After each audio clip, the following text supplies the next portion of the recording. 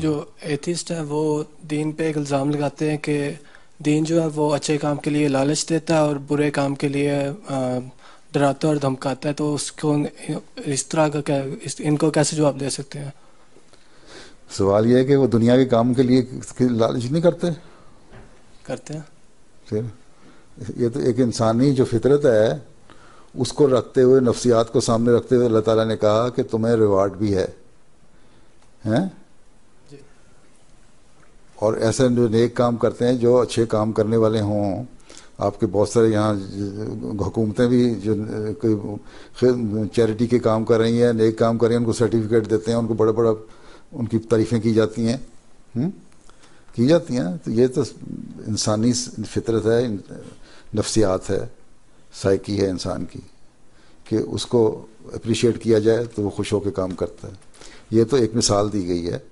حضرت مسیح علیہ السلام نے تو یہاں فرمایا کہ دیکھو یہ ٹھیک ہے کہ اللہ تعالیٰ ریوارڈ دیتا ہے، یہ اس کا فضل ہے، لیکن اگر ہمیں یہ پتہ ہو کہ اللہ کچھ نہیں بھی دے گا اور نیکیوں کے بعد بھی جہنم میں ڈال دے گا، تب بھی ہمیں اللہ تعالیٰ کا ساتھ تعلق اور محبت ایسی ہونی چاہیے کہ ہم اس کی خاطر کام کریں اور اس کی پرواہ نہ کریں کہ جنت ملے گی دوزخ ملے گی۔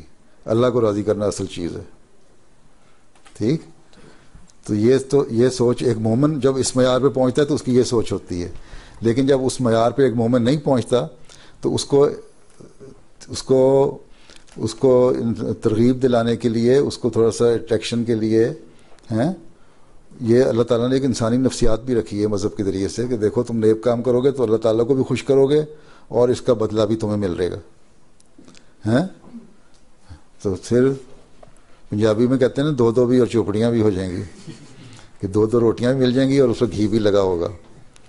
تو یہ تو ایک ہے۔ باقی اگر کوئی برا کام کرتا ہے تو یہاں بھی آپ سزا دیتے ہیں، ملکی قانون سزا نہیں دیتا۔